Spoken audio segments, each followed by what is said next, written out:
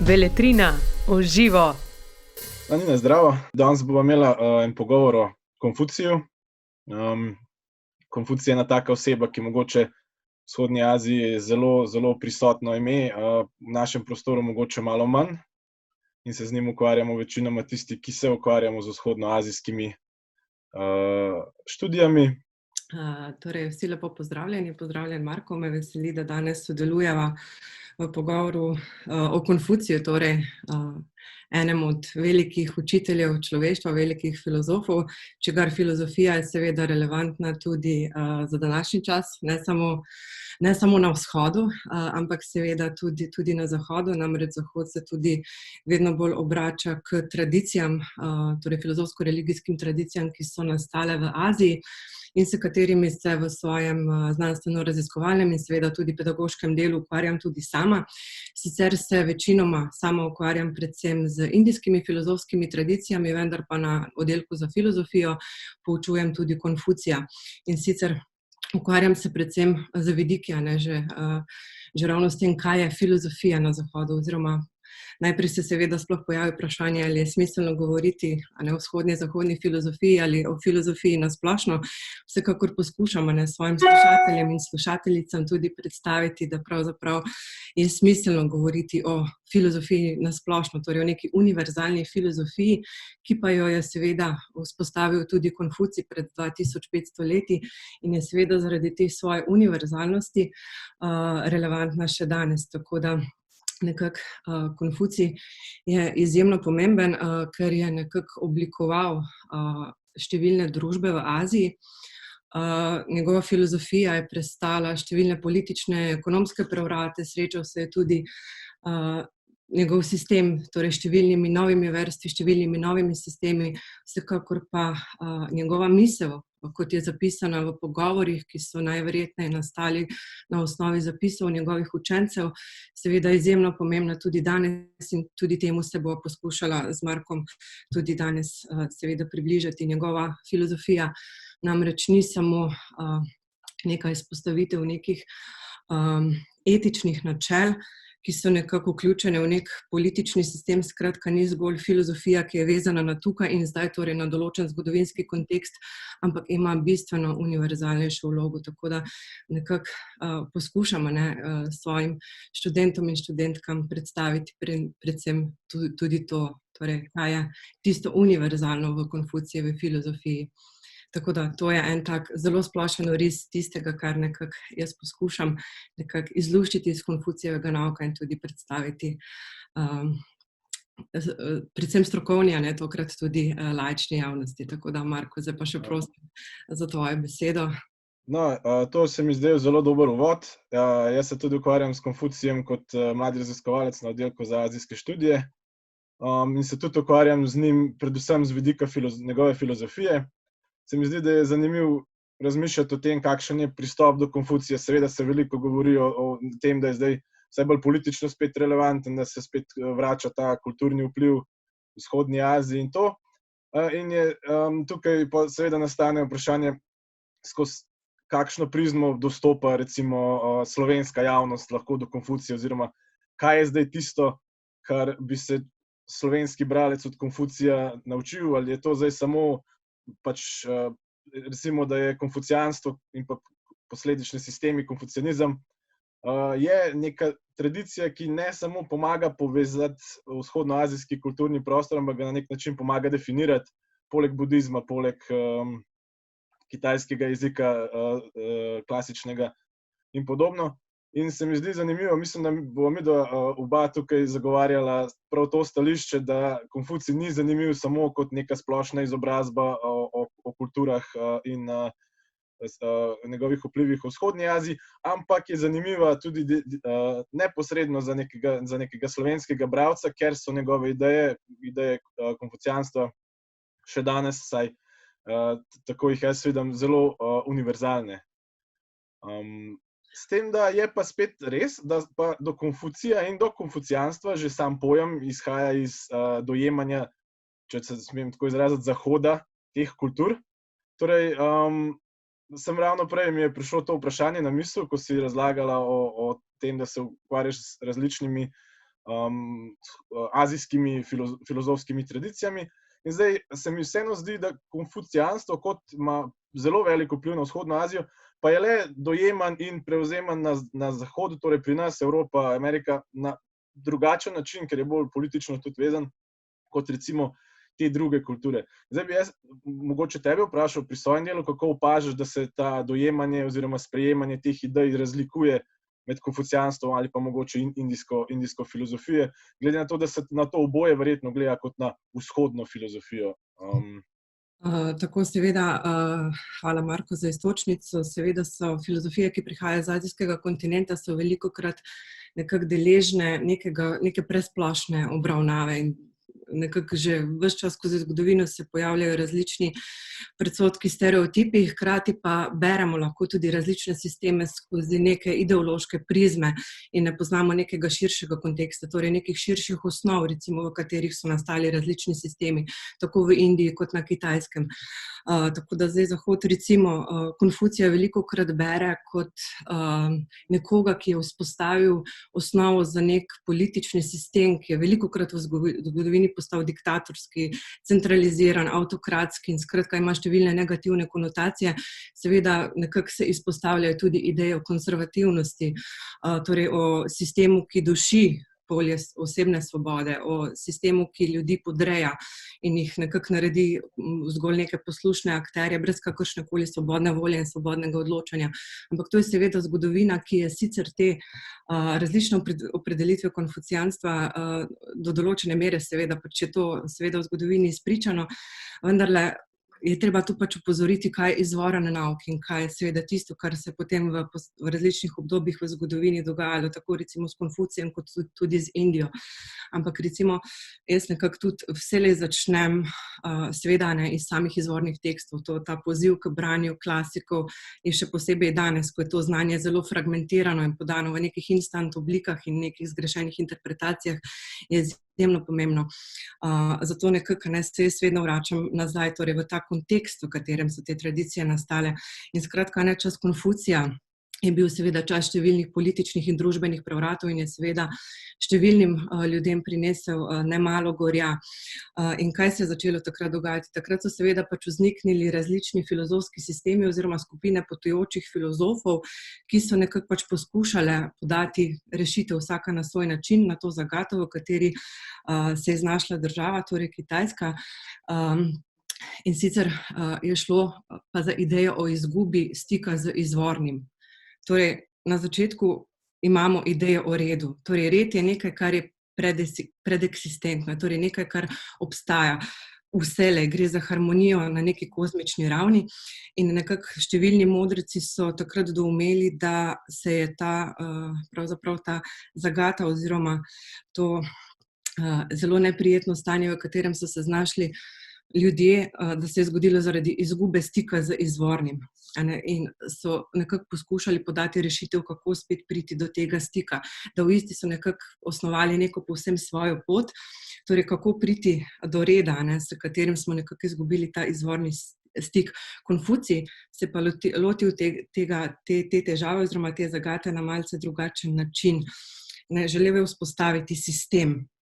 Sistem je pač tisto, kar želi posnemati red oziroma ustvariti neko harmonijo na mikrokozmični ravni, ki bi ustrezala stanju na makrokozmični ravni in skratka vzpostaviti to harmonijo med obema ravnema.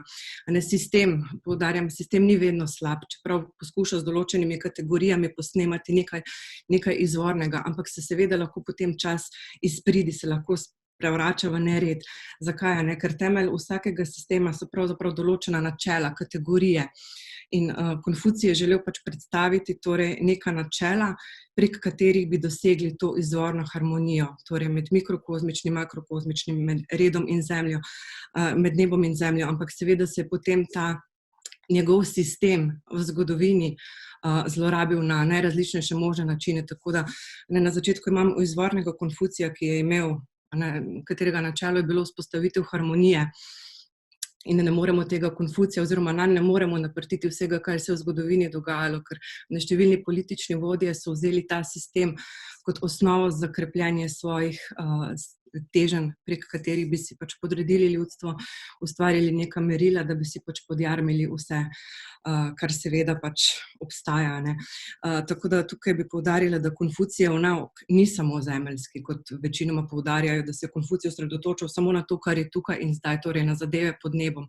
Ja, osredotočil se je, kako urediti zadeve pod nebom, ampak hkrati, kako vzpostaviti harmonijo s samim nebom.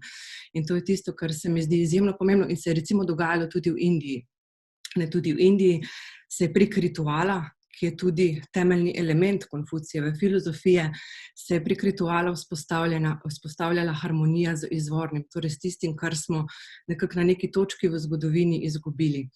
In to se mi zdi tisto, kar je seveda izjemno pomembno in se pojavlja v različnih tradicijah, tudi, ne vem, v evropski filozofski tradiciji smo na začetku še ohranili ta stik z izvornim, ki pa se pozneje izgubi. Tako da Konfucijeva filozofija ni samo politična filozofija, ampak je mnogo bolj univerzalna, mnogo bolj subtilnejša. Ne gre za idejo o harmoniji, ki je relevantna pravzaprav v vseh časih in prostorih. Ja, odlično. Sem se kar malo zamislil. Recimo ta dvojnost se je že pokazala že za časa, pač njegovo življenje ni bilo, on kot učitelj ni bil zelo uspešen. Torej ta razlika med Konfucijem kot človekom in Konfucijem kot nekim svetim modrecem, ki zdaj nastopa v konfucijanskih naukih, ki so ga mogoče pozneje začeli celo častiti, se pravi tudi religiozne dimenzije obstajajo pri konfucijanstvu oziroma konfucianizmu. In Konfucij sam ni bil zelo uspešen, bil je nek minister za zelo kratek čas, njegovi učenci so bili malo bolj uspešni in seveda ta razlika, torej Konfucij je vedno učil, da sicer ničesar novega ne uči, vedno samo prenaša novim rodovom staro, pa seveda ni čist res, ker je on že v to tradicijo prinesel neko zelo radikalno reinterpretacijo klasikov, torej lahko si na podlagi starega si vedno ustvarjal tudi novo misel, ki je bila primerna času. Torej, zato jaz to poudarjam, da Konfucijeva misel ni nekaj, kar je ostalo v zgodovini in se zataknilo nekje v zgodovini, navsezadnje gre za več kot 2500-letno tradicijo. In seveda tukaj smo imeli določene momente, ki so bolj razvojno pomembni, torej neke reforme znotraj konfucijanstva. Tega se lahko malo dotakneva, kako je v bistvu Konfucij nasploh postal institucionaliziran kot pač doktrina oziroma kot neke vrste miselna tradicija, ki je potem podpirala tudi cesarski sistem in pa sistem teh izobraženskih izpitov, ki so držali nek birokratski red. Tukaj se verjetno že, kot si ti omenila, pokaže ta razlika med izvornim Konfucijem, njegovimi učenci, torej kar so bili Menci in drugi, in pa seveda potem tem institucionaliziranim konfucianizmom, kot recimo v naši stroki ponavadi ločujemo konfucijanstvo kot izvorno filozofijo in konfucianizem kot to strogo pač to ideologijo, ki je potem služila kot to. Torej, Super, ja, mogoče, Marko, bi ti izpostavil, mene zanima, se ti zdi, recimo, da kaj bi se zgodilo vendarle brez institucionalizacije Konfucijevega nauka, torej vseeno je bila na neki točki pač vendarle ključna, da se je nauk skozi vsa ta stoletja, tisočletja ohranjal, ne glede na to, kako je potem interpretiran. Ja, meni se zdi to zelo pomemben moment, ker ravno konfucijanstvo in konfucianizem sta v bistvu na nek način napajala drugega. Seveda, jaz kot človek, ki pristopa k filozofiji, so mi bili vedno bliže momenti v zgodovini, ko je konfucijanstvo na nek način se pokazalo skozi vso to institucionalizacijo. To je bilo ponavadi ravno takrat, ko je moglo konfucianizem odgovarjati na druge filozofske tradicije, torej v neokonfucijanstvu smo imeli odgovor na daoizem, budizem, neko kombinacijo teh elementov, oziroma pač ko je konfucijanstvo moralo odgovarjati na te tradicije, je razvijalo tudi sebe, ko je moralo odgovoriti na zahodno filozofijo v 20. stoletju, se je spet pojavil nek močen razvojni moment.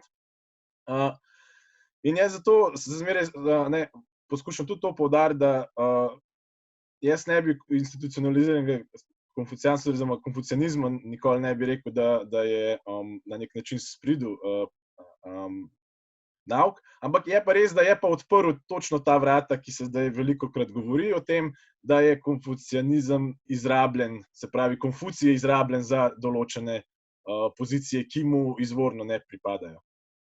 Se mi zdi ta moment zelo pomemben, ne pa nujno kot nekaj, kar se je kot nekaj, da je ta tradicija sploh bila tako vplivna, je seveda zelo veliko pripomogel konfucijanizem, torej institucionalizacija konfucijanstva.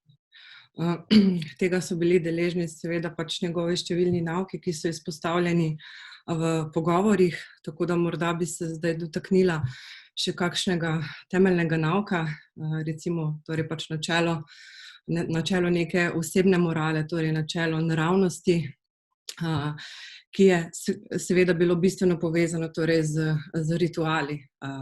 Torej kako pravzaprav to svojo osebno moralo implementirati v območje družbenega, ker pri Konfucijevem sistemu pride do izraza prav to, da človek je bistveno družbeno bitje, ampak s tem mu ni odvzeto področje te osebne svobode, da se lahko razvije torej v nekega integriranega individuuma, ampak je pravzaprav družbeno predpogoj tudi za to osebno svobodo oziroma se ves čas medsebojno dopolnjuje. Ker v kitajskih sistemih, tako kot tudi v številnih drugih azijskih sistemih, je šlo ravno za to vzpostavljanje harmonije, torej preseči ta prepad med osebnim in hkrati družbenim. Tako da nekako in potem to načelo moralnosti oziroma neka pravila, ki so se potem aplicirala na nek širši družbeni kontekst, so bila velikokrat dojeta kot precej rigidna, recimo ideja spoštovanja do staršev in nekako spoštovanja vladarja oziroma na eni strani vladar, na drugi strani ljudstvo. To je bilo velikokrat interpretirano kot nekaj, kar je povzročilo samo prepad med enim in drugim, ampak tukaj bi pač nekako želela vzpostaviti, da je šlo bistveno za neko razmerje oziroma za neko vzajemno dopolnjevanje enega in drugega. Tako da vselej, človek je pač biti nekega družbenega konteksta in mora nekako delovati v okviru tudi rituala, ker ritual se mi zdi, ne samo zdaj v Konfucijevem smislu, torej kaj je ritual. Ritual se mi zdi nekaj, kar je pravzaprav najbolj elementarno. Človek je bitje rituala, človek si prek rituala, torej na neki osebni ravni osmišlja svoje življenje oziroma življenju daje nek smisel, neko kontinuiteto. Na čisto osebni ravni, hkrati pa tudi na družbeni ravni, torej da imamo neke smernice in pravila, po katerih delujemo. In pravzaprav je to tisto, kar omogoča pač delovanje družbe kot neke harmonične celote. Tako da bi mogoče še, Marko, ti sedaj tukaj kaj dodal pri teh dveh temeljnih konceptih in kako sta bila potem interpretirana. Ja, jaz tukaj kot izhajamo ponavadi iz tega, da na Zahodu, ko govorimo o nekih etičnih principih, ponavadi izhajamo iz individuuma. Tukaj pri konfucijanstvu pa mogoče ena interpretacija je, da je pač osnovna metafora delovanja družbe je družina. Ne družina v tem smislu, ampak družina v zelo benevolentnem smislu. Torej, v družini kljub vsemu ne moremo določiti vsakega posameznika kot nek samostoječ individuum, torej tudi otroci, starši so na nek način se razlikujejo po svojih dolžnostih v družini, ker ne more biti drugače. Starši morajo poskrbeti za vzgojo, morajo skrbeti za varnost otrok.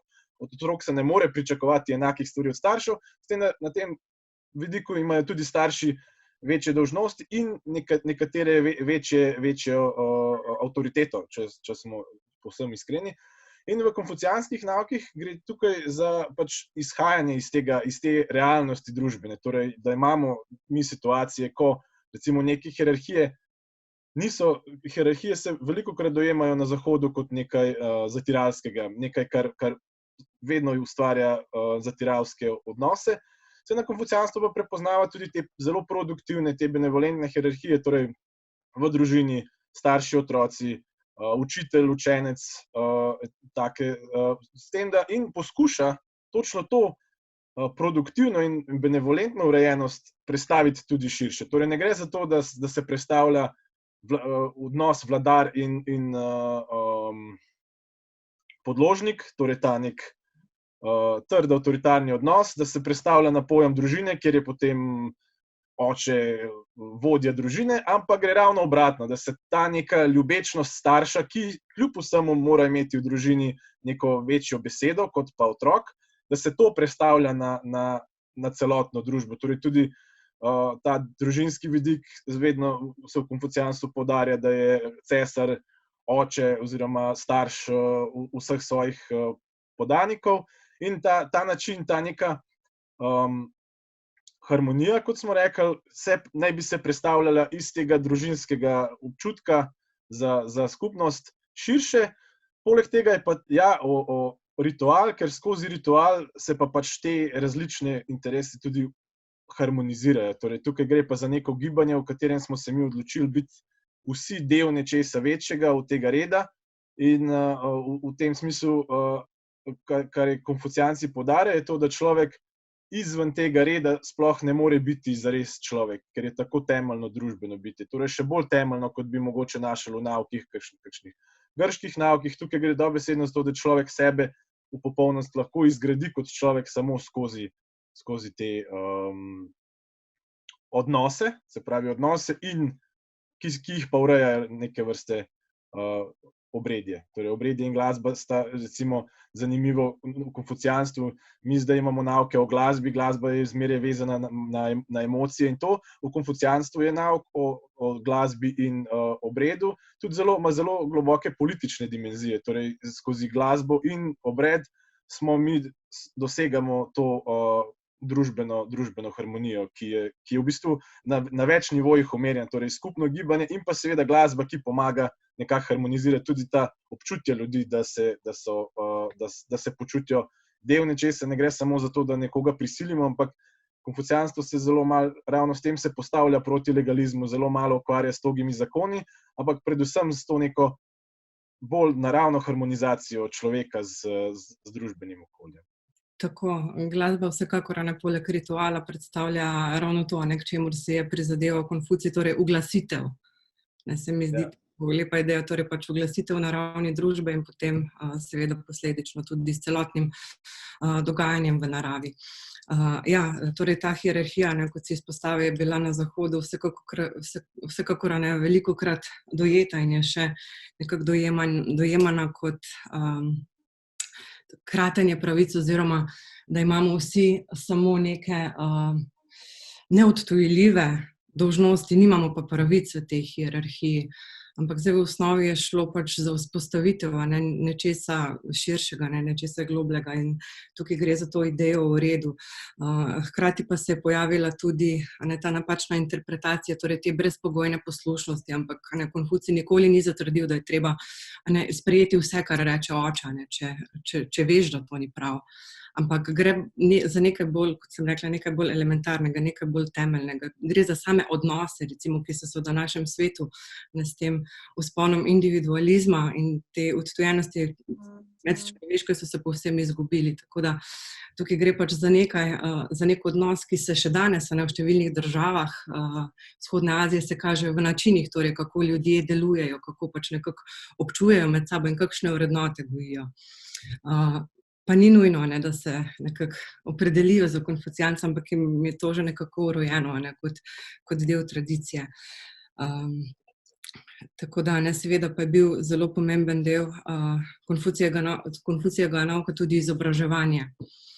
In tu se mi zdi pomembno izpostaviti tudi to, tudi tu je neka napačna interpretacija Zahoda, da se morajo pač učenci zaradi tega Konfucijevega pristopa do izobraževanja učiti do onemoglosti, da padajo po tleh. Skratka, ampak tukaj seveda gre za nek pristop k nekemu discipliniranemu usvajanju modrosti, hkrati gre pa tudi za nekaj, kar presega samo to intelektualno neko raven, torej pač usvajanje nekega diskurzivnega znanja, ampak kar je poudaril tudi sam, gre za oblikovanje plemenitnika oziroma gre za neko samokultivacijo. Torej ne gre samo za branje knjig, učenje nečesa na pamet, ampak nekaj, kar je v osnovi nekako povezano z neko previdno držo do sveta, torej za nek uvid, za prisluh nečemu, kar je izjemno pomembno. In tudi sam Konfucij seveda se je že zelo zgodaj začel učiti, pravi, pri 15 letih se je začel učiti, ampak tega učenja on nikoli ni opustil. In to je tudi ta njegova skromnost, ki nekako izžareva iz pogovorov. Torej ni se imel nikakor za modreca, ampak nekoga, ki vselej napreduje na tej poti. In to je nekako neskončen proces, nenehno izobraževanje in napredovanje. In nekako, če smo prepričani, torej, da ničesar več ne moremo doseči, zapademo v konformizem. Tega pa Konfucij nekako nikoli ni želel, in je tudi s svojim pristopom vabil številne učence, da se pač moramo nenehno truditi. Zato konfucijanstvo ni nek statični sistem neke filozofske misli, ki bi bila pač ukleščena v nek prostor, ampak je prav to, kar je izpostavil sam. Je torej nenehno napredovanje in seveda pač uresničevanje teh načel v nekem kontekstu, torej pač Konfucija moramo vselej brati v nekem širšem kontekstu, oziroma se Konfucij je v nauk spreminja skozi celotno zgodovino Kitajske, pa seveda tudi danes, ampak gre za to idejo o nenehnem napredovanju, ampak seveda, če postavim malce v sodobnejši kontekst, ne samo v tehnološkem napredku, recimo, ampak v napredku v vrlinah, torej v gojenju vrlin, torej v kultivaciji, samooblikovanju, vrnitvi k dostojnosti, kot bi on to poimenoval, torej k nečemu, kar nekako oblikuje tudi človeka kot neko družbeno bitje. Tako da ta izobrazba se mi zdi, da ima seveda izjemen pomen tudi danes, ko je pravzaprav vse nekako razpršeno na tisoče stvari, na tisoče najrazličnejših področij znanja, ampak zdaj to znanje pa seveda v vseh azijskih filozofijah ni samo teoretično, ampak je bistveno tudi praktično. Gre tudi za uvid, torej neke vrste meditacijo, ki je Konfucij sicer ni toliko vzpostavljal, mogoče je bolj prišla do izraza pri neokonfucijancih, ki si jih omenil tudi sam, ker so se nekako odzvali na, kako bi rekla, nekako ne ravno rivalske, ampak obstoječe filozofsko-religijske tokove tistega časa, se je poudaril ravno ta moment, ki je tudi srž Konfucijevega nauka, torej pač nek uvid, ne samo učenje. Torej, na eni strani meditacija, na drugi strani nek filozofski, diskurzivni pristop. Ja, in kot si omenila, pač tradicija se je razvijala več kot 2500 let, imela različne oblike in v tej obliki neokonfucijanski, torej, ki se je razvila v Song in Ming dinastiji, se je predstavila tudi v druge dežele vzhodne Azije, torej Koreja, Japonska, Vietnam.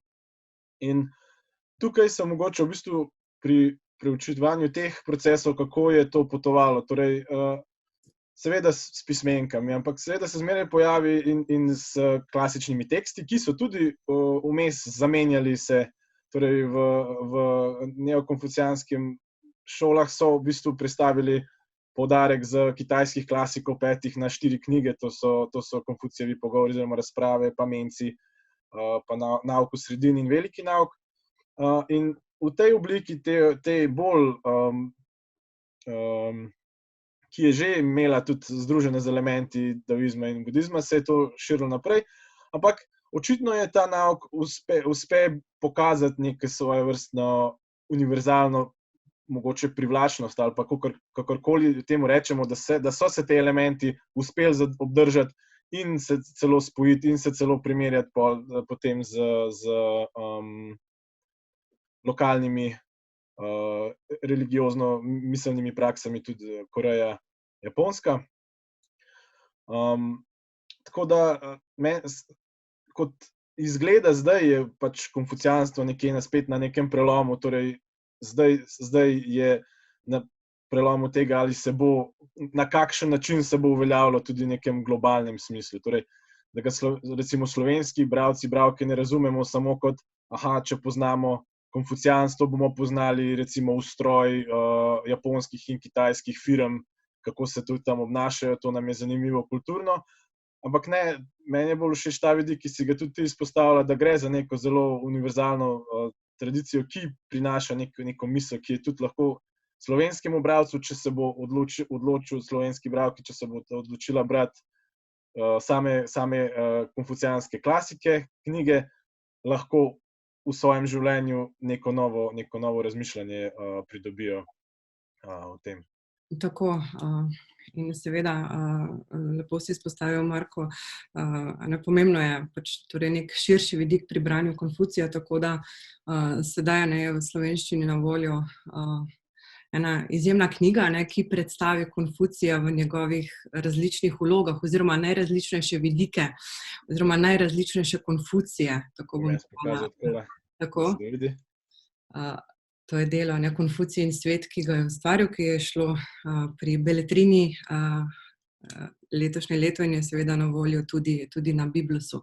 Tako da avtor se nekako dotakne najrazličnejših vlog, ki jih je igral Konfucij v različnih zgodovinskih obdobjih. In seveda to se mi tudi zdi pravi pristop, nekako, da so možna, torej, oziroma gre za prikaz najrazličnejših interpretacij Konfucija in seveda kako se je njegov nauk implementiral v različne politične sisteme v različnih zgodovinskih obdobjih, hkrati pa ne poda samo ene interpretacije, torej ne omeji Konfucija, torej samo na en sistem, ampak tukaj pušča eno tako odprtost, kjer se pojavi pač pot najti novega Konfucija oziroma najti zopet izvornega Konfucija in tukaj tudi sam avtor poziva, torej poglobiti se v pogovore, očistiti Konfucija, vse te ideološke politične navlake, ki je bil deležen v vseh stoletjih.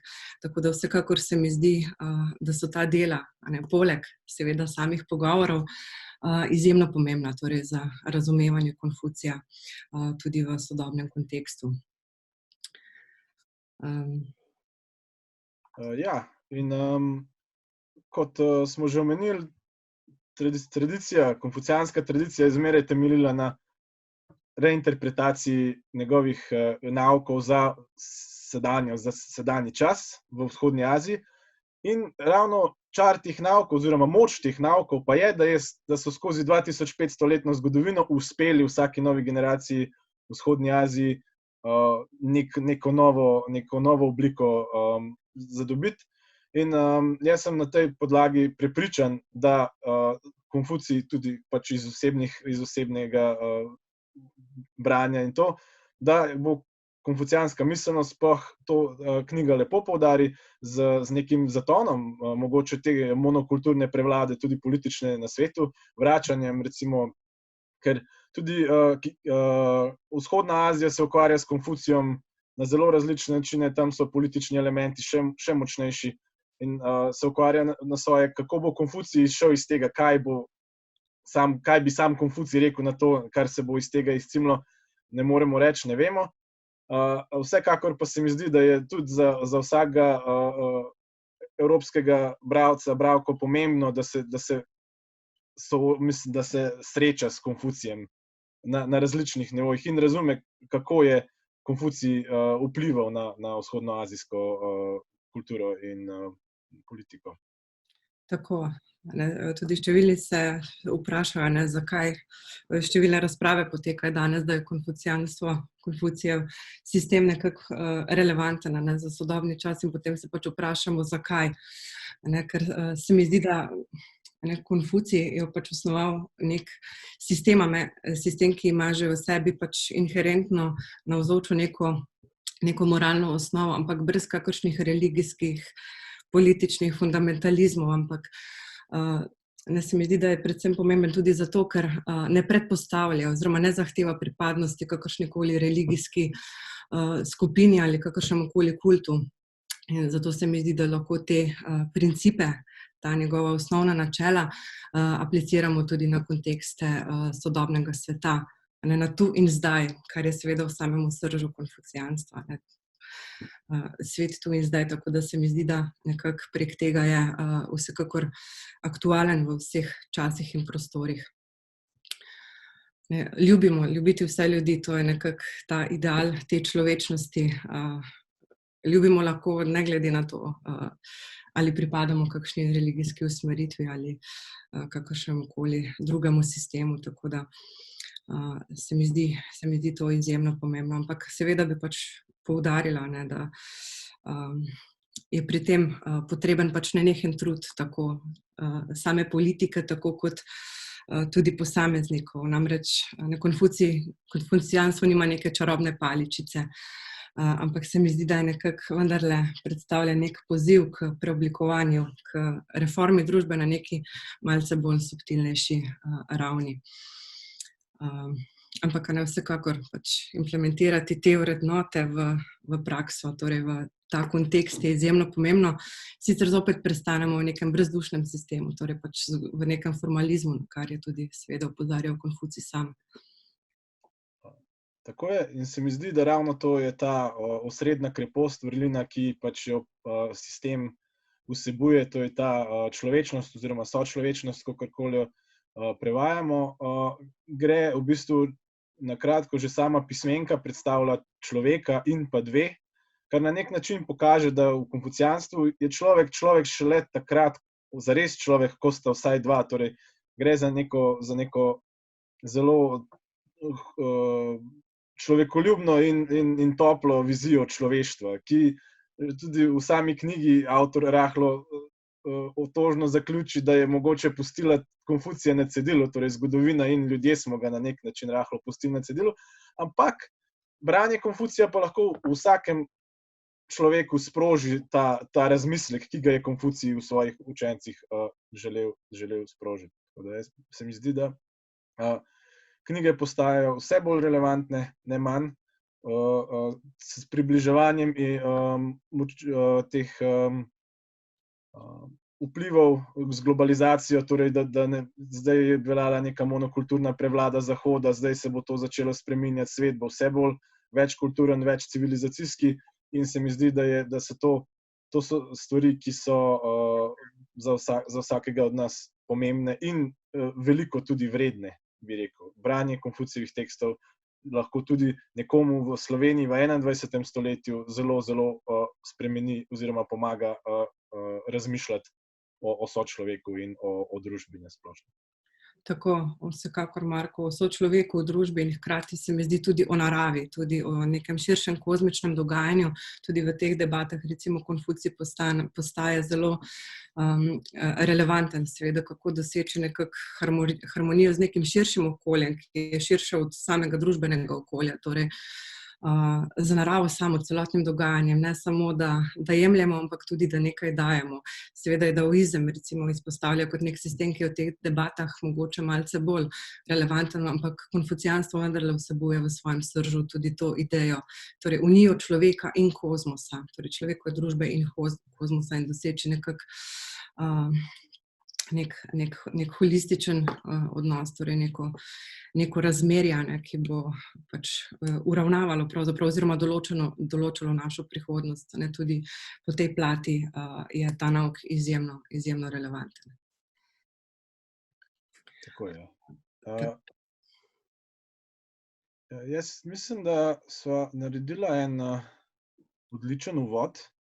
Več kot to nam verjetno ne bo uspelo, tudi knjiga, ki so jo predstavila, v bistvu predstavlja samo nek uvod o konfucijanstvu, o Konfuciju bi se dalo govoriti še zelo, zelo, zelo veliko. Jaz bi mogoče potem samo še tebe vprašal tvoje osebno odnos do konfucijanskih nauk, oziroma ti praviš, si bolj z Indijo se ukvarjaš, ampak recimo, kaj je tvoj vtis, ko si brala prvič te knjige, kakšen vtis je mogoče nate pustilo to?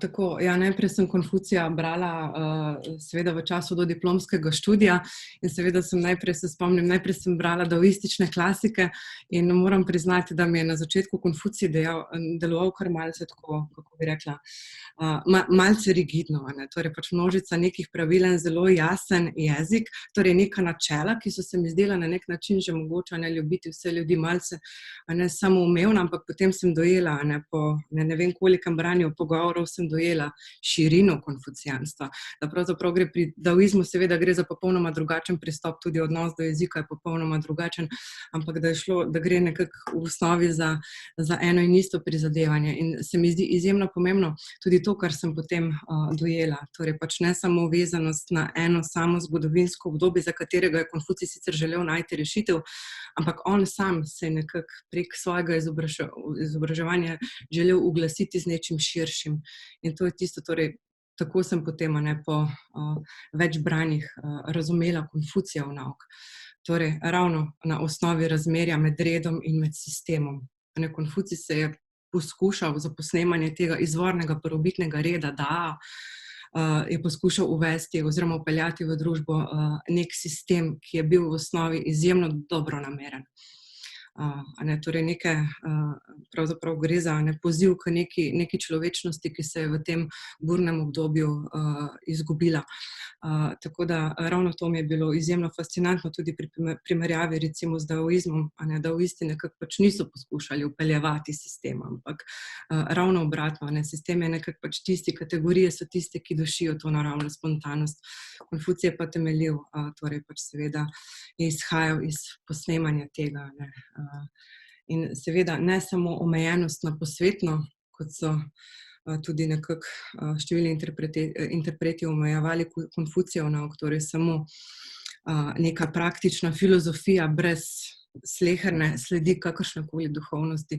To sploh ni res. V ozadju je kompleksna metafizika, ki je pa seveda pri Konfuciju postavljena v imanentno, izraža se ves čas tukaj, ampak tega pač ne vidimo, temu pač preprosto ne znamo prisluhniti. Tako da, kot sem dejala, na začetku že po slogu malce rigiden, potem pa vsekakor zelo univerzalen in zelo, zelo vse zajemajoč pristop do filozofije, do življenja in nekako do človeštva v celoti. Kako pa si ti pri prvem branju se srečal s Konfucijem oziroma kakšni so bili občutki, recimo, ko si bral kakšne druge tradicije? Recimo, Moj vstop v Konfucija, seveda na oddelku za filozofijo, na oddelku za azijske študije, je bil precej zanimiv. Jaz sem diplomiral kot japonolog in sem se najprej ukvarjal s konfucijanstvom na Japonskem. To je že precej pozno obdobje razvoja in nek specifičen kulturni prostor in ravno s tem kritiko elementov budizma in daoizma v konfucijanstvu, kjer je bil velik poudarek na tem, da v bistvu zavračanju kvietizma, kakršnega koli na kakršnikoli ravni. Torej, konfucijanci dopuščajo meditacijo, ampak nikoli v osami. Torej, človek se v osamo ne more umakniti in tam boljš razvijati tega družbenega reda, ker v bistvu tam na nek način izgubi stik s človekom, ne da ga poglobi. In pač to je zame ta razlika bila med Konfucijem in drugimi. Torej, za konfucijance je razvoj tega samokultivacije zmeraj v razmerju do drugega. In ne da se tega razmerja do drugega dojemati v neki osami.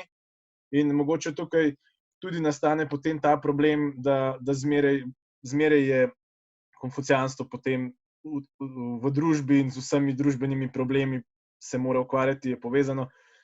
Ne more se toliko na neke principe umakniti, ampak meni se zdi že sploh v vzhodnji Aziji zanimivo, da te tradicije se med sabo ne izključujejo, zelo lepo so obstajale. In ja, zame je bilo to na nek način zanimivo, ker se mi zdi ta družbeni vidik plus to, da je človek povezan z nebom in zemljo, zelo, zelo privlačen. Torej, da družbeno ni nekaj, kar, tako kot si ti rekla, ustvarja kategorije, ki omejujejo, ampak je lahko nekaj, kar šele zares osmisli človeka in mu da nekaj več, kot bi mogoče en sam človek zase lahko bil in dosegel. Tako da, ja, jaz ne vem, ali sem karakterno primeren za konfucijanca, vsekakor mi pa ta nauk je zanimiv in mi je zelo veliko razmišljanj. Tako da jaz mislim, da se počasi midva bližava uri. Jaz bi samo še enkrat, najprej bi se tebi lepo zahvalil, Nina, za tale pogovor. Tudi tebi hvala, Marko. Potem bi pa samo še enkrat tole knjigo predstavil.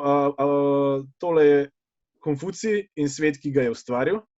Torej, svet, ki ga je Konfucij ustvaril, in pa seveda tudi svet, ki je ustvaril Konfucija. Izšlo je pri založbi Beletrina in je dostopno tudi bi prosil tebe, Nina. Na Biblusu. Na Biblusu. Na Biblusu, torej tudi v e-obliki. V e-obliki. Tudi v e-obliki. Hvala ti lepa. Ja, tudi hvala. In upam še za kakšen pogovor. Tako je, tudi jaz. Beletrina, v živo.